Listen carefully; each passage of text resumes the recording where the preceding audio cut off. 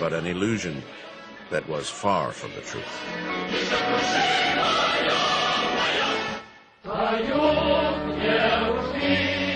Stalin used every means available to hide the terrible truth of his reign. He commissioned heroic paintings, sculptures, and he paid particular attention to creating the perfect personal image on film. He had a double chin, and he knew it. And when we filmed him, he always tried to hold his chin straight, and he looked like this, see? Like this. But when he forgot to do it and let go, then you could see his double chin, and we had to cut out those sequences. I saw a group of people approaching, and among them was a man of very small stature. I look at him and I wonder, who could that be? After a while, I realized it was Stalin. He had a pockmarked face and his shoulders were very narrow. On the portraits, he was always depicted as being so broad-shouldered, so majestic. This is how he wanted to be seen. His alter ego, the actor, Mikhail Gilovani. He was given only one role, that of Stalin. He played Stalin so incredibly authentically that once Stalin, on being shown a fragment from the film, claimed it was he.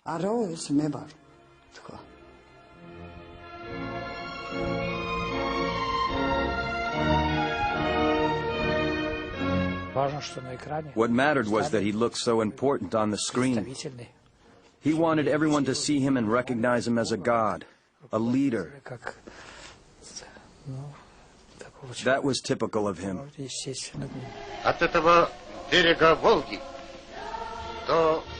Stalin also created a powerful series of propaganda films that allowed him to rewrite his role in history.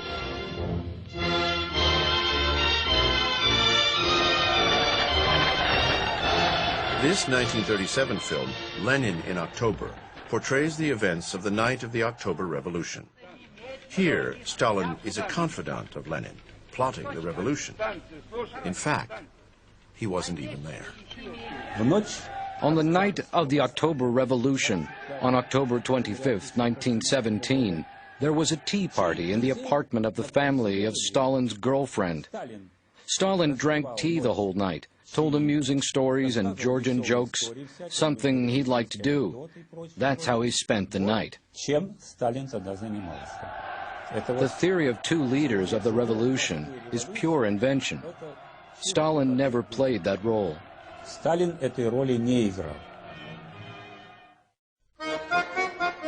Stalin even rewrote his own history. Stalin was born in Georgia, a rough country on the edge of the Caucasus, in this small house in the village of Gori. In the 1930s, Stalin hid the modesty of his birthplace. The simple house was turned into a shrine. What the visitors don't discover, the small house was hell on earth. Stalin was the son of a Georgian cobbler and a washerwoman. Now, there are a lot of stories, a lot of rumors that circulate about this household, about the violence of his father, about his father's drinking habits. His mother was devout and very strict. This rare footage of her was taken as a film biography. Stalin had the project killed.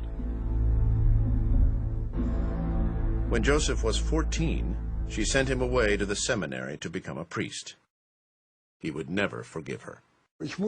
I must say that Stalin's relationship with his mother was very poor. Sometimes he even called her an old whore in front of others or his colleagues. But he would portray himself as the loving son. These are pictures from her funeral in 1937. Stalin did not attend the funeral. He sent a wreath instead. He had visited his mother only once in the last 40 years of her life.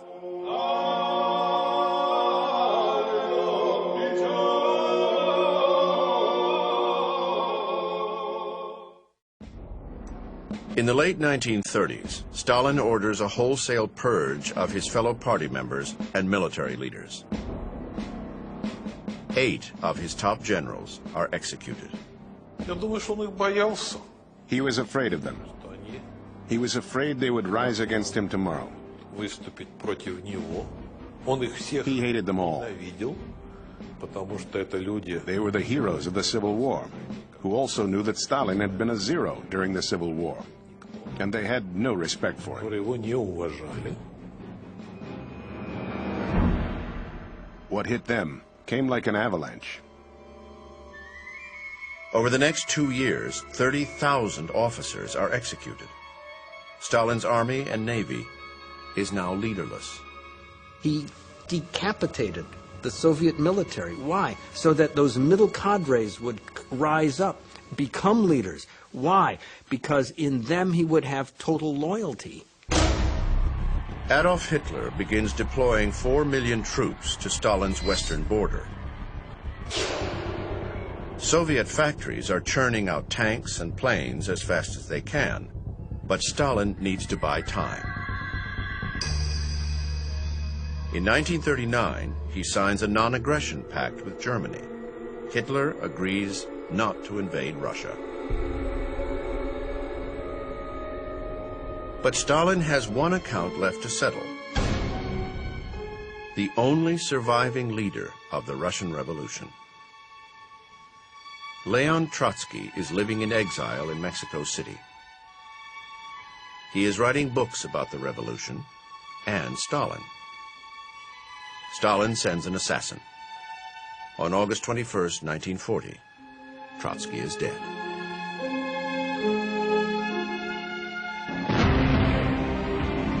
June 22nd, 1941. Hitler ignores the non-aggression pact and launches a blitzkrieg on the Soviet Union. 3 million German soldiers and their allies march east. The Red Army is caught completely off guard. Their losses are staggering.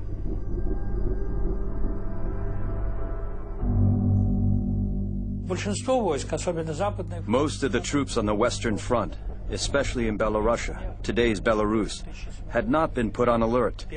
So we lost more than 1,000 airplanes on day one. This destruction in 1941 has to be blamed on Stalin alone.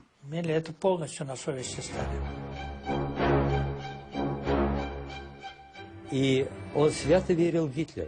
truly believed what Hitler said, and that was one of his most severe and most absurd political mistakes, for which our country and our people had to pay very dearly.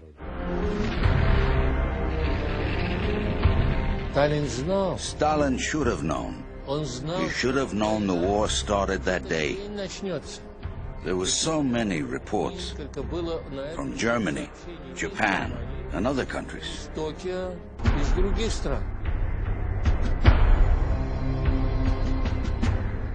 At his dacha outside Moscow, Stalin is alone and not sure what to do next when a car arrives. Normally, no one would drive out to the dacha without an order. The people from the Politburo showed up unexpectedly. When they entered the room, Stalin sat in an armchair and was deeply shocked. He literally jerked and asked, "Why did you come?" He thought they had come to arrest him. He realized, of course, at that time, that it was all his fault. He was to blame for what had happened so far.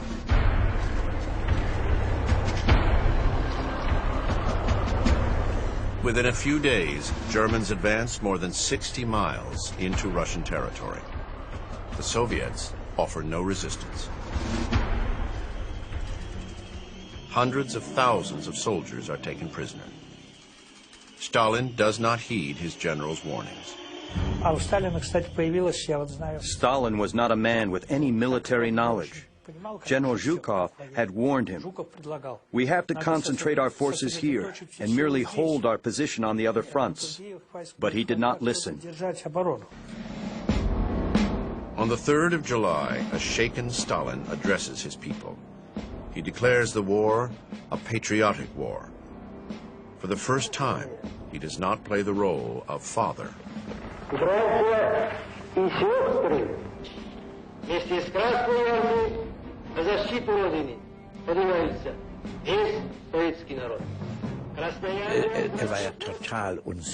He was totally insecure. That was one of Stalin's worst speeches ever. He stammered, and you could see how shocked he was, how terrified. And maybe he even lost his trust in victory. But Stalin touches the hearts and souls of Russians. He appeals to their patriotism and conjures up the great victory against Napoleon.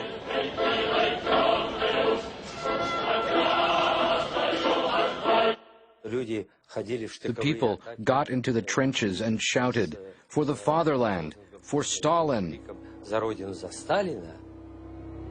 His orders are clear. There will be no retreat.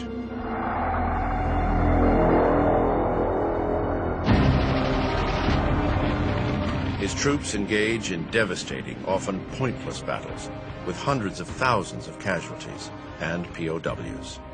In the beginning, the Russians suffered heavy losses. As soldiers, we often watched huge waves of attackers just being gunned down. I would say for every German casualty, there were 10 on the Russian side. Their officers ran behind them, and when the troops did not advance, their own officers would shoot them from behind, wave after wave, and they were simply gunned down. The Russian soldiers are trapped, caught between German forces and their own desperate officers. An officer remembers one soldier's fate. He had been stripped of his epaulets and collar patches and was digging a hole. I did not understand what this meant. This man said, "Guys, I got lost. We're in the woods after all. I've been fighting and I will continue to fight." They told him, "In the name of the presidency of the Supreme Soviet, you are a deserter." He had to stand facing the pit. And then I saw someone shoot him in the neck with a pistol.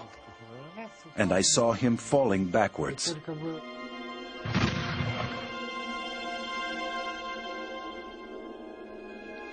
It was horrifying to me. I absolutely could not understand why they did that, because when the boy told his story, it was like a confession in church. It was evident that he was truly lost. Not a day passes without executions of so-called enemies of the people, alleged cowards, deserters, and traitors.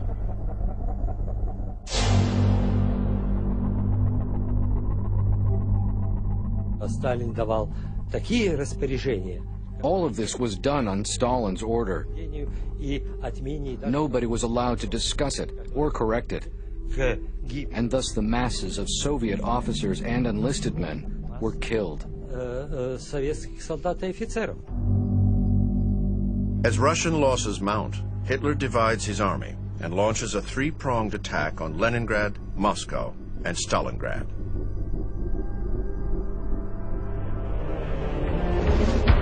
His Central Army marches towards Moscow, the center of Soviet power.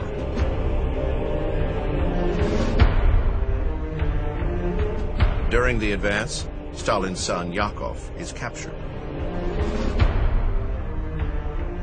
Stalin is furious that his son surrendered. An eyewitness describes Yakov's interrogation.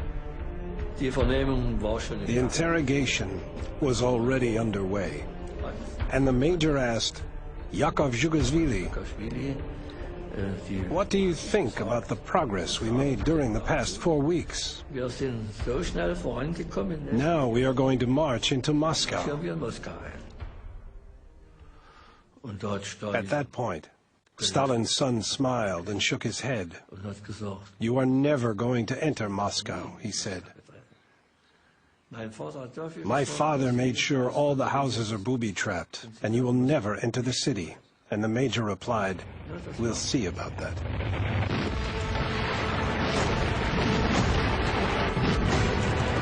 In November,